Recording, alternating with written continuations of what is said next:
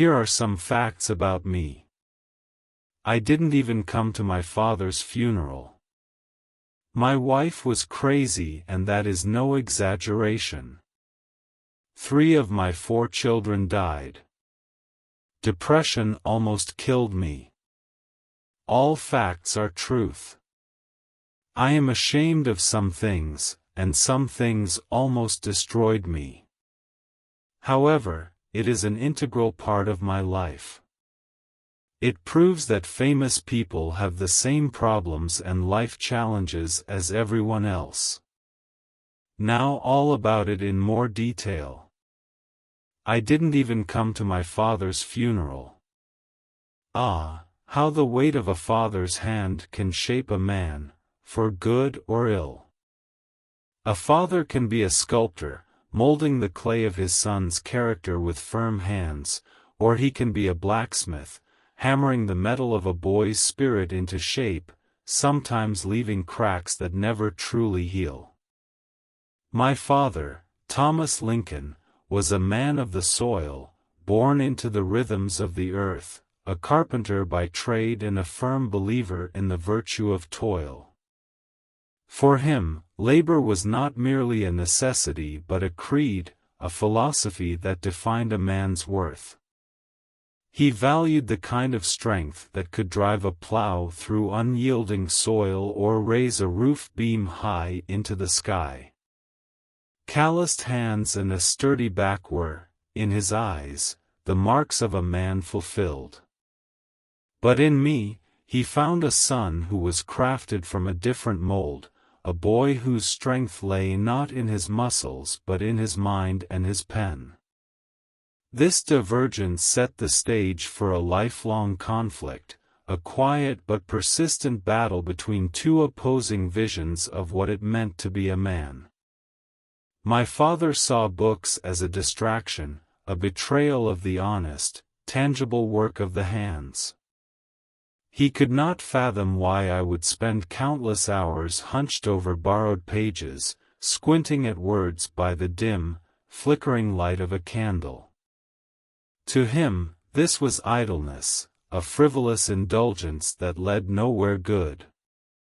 To me, it was nothing short of salvation, an escape from the narrow confines of a life predetermined. He was a strict man, often to the point of harshness, and his voice could cut deeper than the sharpest blade. His discipline was a forge, and pain was his hammer. He believed that character was tempered through hardship, and I bore the evidence of his beliefs in the scars etched onto both my flesh and my spirit. Yet, even as I feared him, I could not help but study him. He was a man caught between worlds, tied to the traditions of his fathers yet battling to survive in a rapidly changing world.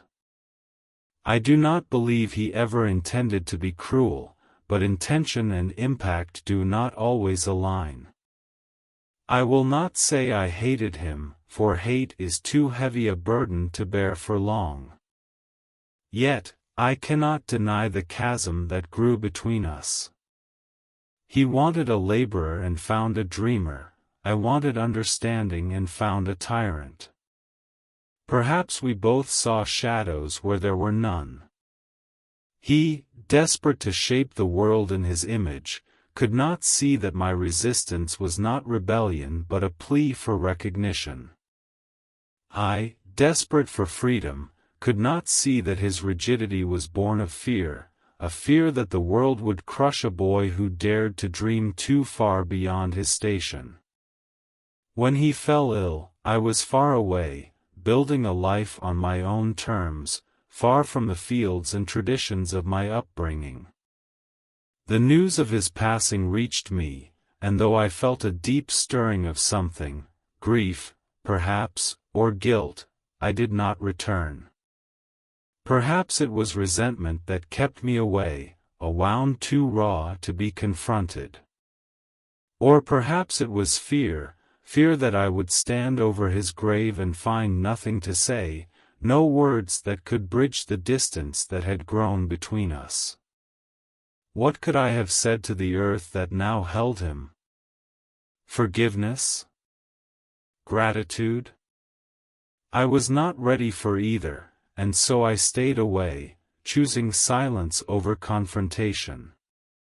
And yet, in the quiet hours of the night, when the world is still and the mind is free to wander, I find myself haunted by questions that have no answers. Did he ever truly see me, not as I failed to be, but as I was? Did he ever feel pride in the boy who turned his back on the fields and the ways of his ancestors, seeking instead a life of the mind? These questions linger like ghosts, whispering in the corners of my thoughts, and their weight is a heavy one to carry. If I have borne his disapproval like a chain, it is because I never learned how to set it down. It has followed me through every triumph and every failure, a shadow cast by a man whose presence loomed large even in his absence. And if I walk this world estranged from the memory of my father, it is not without sorrow, for the echoes of our origins never truly leave us. A man's heart, no matter how free it may seem, is always tethered to the roots from which it grew. Sometimes, I imagine another life, a parallel existence where he and I could stand as equals, not as adversaries. I see us sitting side by side, the distance between us bridged not by words but by a quiet understanding, a shared recognition of the different strengths we each possess. In that life, perhaps he would see that the pen and the plough are not so different after all, that both carve paths through the world, leaving marks that endure. But here, in this life, the bond between us was broken before it had a chance to bend, and I am left with nothing but wonder for what might have been. Regret is a peculiar thing, a weight that grows heavier with time yet never seems to reach a conclusion. I carry it with me, not as a punishment but as a reminder of the man who shaped me, for better or worse, and the lessons I learned in his shadow. Perhaps, in the end, that is all any of us can do, carry the echoes of those who came before us and try, in our own imperfect ways, to make sense of them. For though he is gone, his voice lingers still, a quiet murmur in the recesses of my mind, urging me onward, shaping me still. My wife was crazy, and that is no exaggeration. Ah, my dear Mary! How the world misunderstands her, judges her, even mocks her.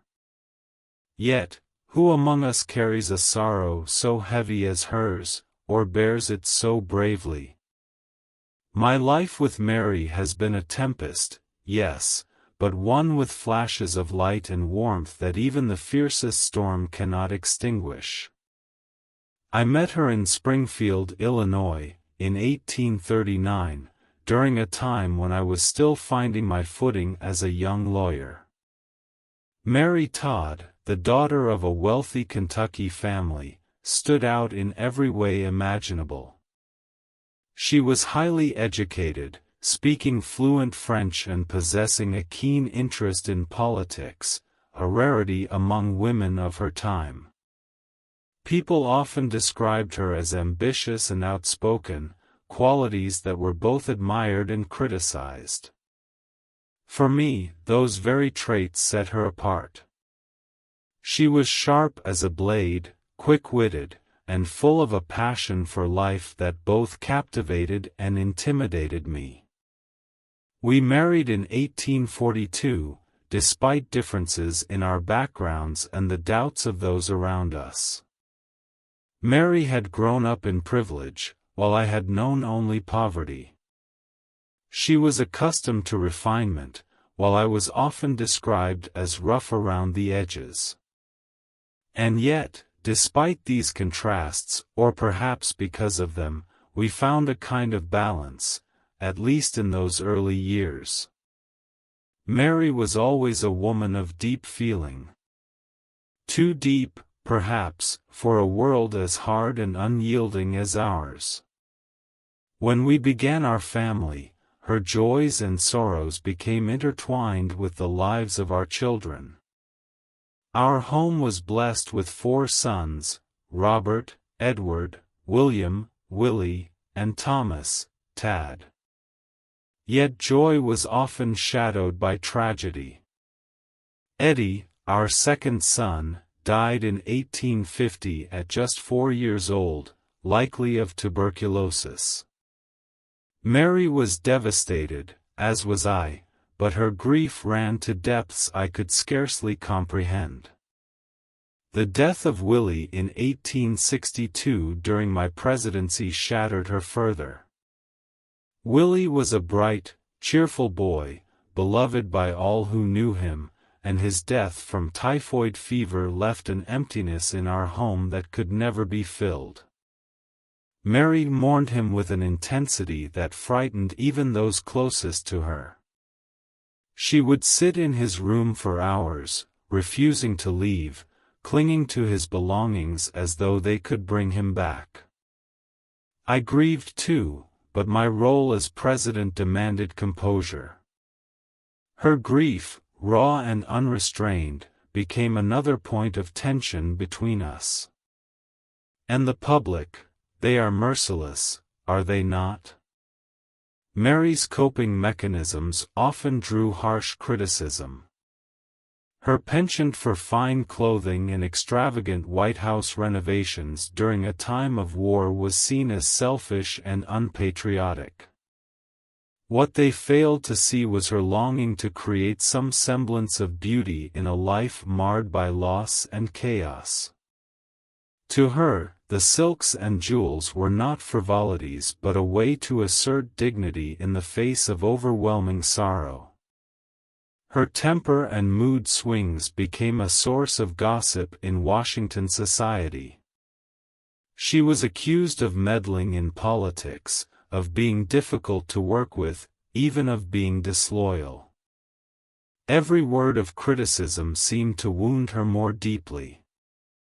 They did not see the heart behind her actions, the woman trying to navigate a world that was often unkind to women who refused to conform.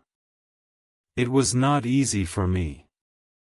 Her grief, her accusations, her fears, they often clashed with the immense pressures of leading a nation through civil war. There were moments when her anger turned toward me, and I, overwhelmed by the weight of my own responsibilities, struggled to provide the support she needed. I do not pretend to have been the perfect husband. My focus on the war and the future of the Union left little room for the personal battles she was fighting. Perhaps it is my own guilt that weighs heaviest of all. Could I have done more? Should I have shielded her better from the scrutiny of the public, held her closer during her darkest moments? I often wonder if my silence in those times of conflict contributed to her feelings of isolation. After my assassination in 1865, Mary's life spiraled further into despair. She was left a widow in a world that had little sympathy for her. The loss of Tad in 1871 only deepened her suffering. Her erratic behavior and frequent spending sprees led to public accusations of insanity. Even her eldest son, Robert, felt compelled to have her institutionalized in 1875, a decision that strained their relationship for the rest of her life. Mary was not perfect, but who among us is? She loved deeply and felt fiercely, and in her way, she bore as much of the burden of this turbulent age as any soldier who fell upon the field of battle. She was a mother who loved her children with a devotion that knew no bounds, a wife who supported her husband despite immense personal struggles, and a woman who faced the relentless scrutiny of a nation with as much grace as she could muster. When I think of her now, I think not of her faults but of her resilience. She endured losses that would have broken many, yet she continued to fight for her dignity and her place in a world that often sought to erase her. Though the world may remember her flaws, I shall remember her as she was, a woman of courage, passion, and sorrow too deep for words. 3 of my 4 children died. Ah, the loss of a child! Words fail me, though I have long been a man of words. To bury a son, to place him in the cold, unyielding earth, while his laughter still lingers in your ears, it is a wound no time can heal, a sorrow no mortal should endure. And yet, endure it I have, again and again. My dear Edward, my bright-eyed boy, you were but a tender bloom when fate took you from us.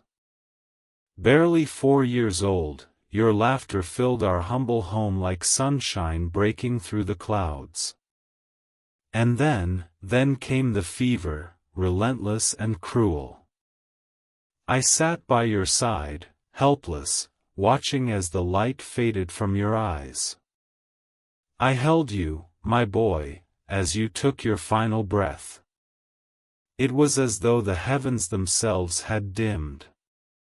Years passed, and the ache softened, though it never disappeared. Then came Willie, my precious, sweet Willie, so full of life, so wise beyond his years. He was the heart of our family, the one who brought laughter to the solemn halls of the White House, even as the weight of war bore down upon me. But war spares nothing, not even the innocent.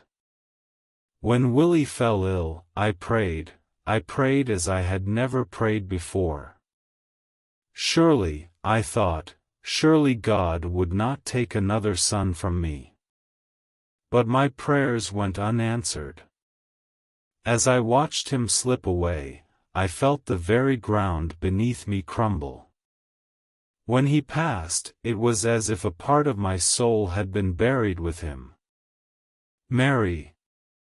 Oh, Mary suffered terribly. Her grief consumed her, and there were times when I feared she might not return from the depths of her sorrow. But I, too, was drowning, though I could not show it. A nation torn asunder demanded my strength, my resolve. How could I weep openly when so many fathers and mothers were burying their own sons, lost to the horrors of battle? Yet, in the quiet moments, in the stillness of the night, when the burdens of the presidency faded, I allowed myself to remember. I would sit alone and think of Edward's laughter, of Willie's bright eyes. I would close my eyes and imagine their hands in mine, their voices calling, Father. Some say a man cannot grieve and lead at the same time. Perhaps they are right. But I believe it was my grief that gave me strength. For if I, a father broken by loss, could still stand, still fight for what was just and true, then perhaps this fractured nation could heal as well. My sons are gone, but their memory remains, a bittersweet ache in my heart. I see them in every young soldier who marches to war, in every child who laughs freely, unburdened by the world's sorrows. They are not here, yet they are everywhere. And when my time comes, when I too must cross that great divide, I hope to see them again, to hold them close and tell them how their father carried on, even when his heart was shattered. Until that day, I carry their memory with me, a light in the darkness, a reminder of love and loss, and the fragile beauty of this fleeting life. Depression almost killed me. Ah, how the heart, so prone to doubt and fear, can lead a man to folly. How it can wage war with the mind and send even the steadiest of souls spiraling into confusion. Of all my trials, and they have been many, the breaking of my engagement to Mary Todd was one of the most anguished chapters of my life. You see, I am not a man made for love's easy grace. I have long been a creature of thought, of books, of quiet reflection. Matters of the heart?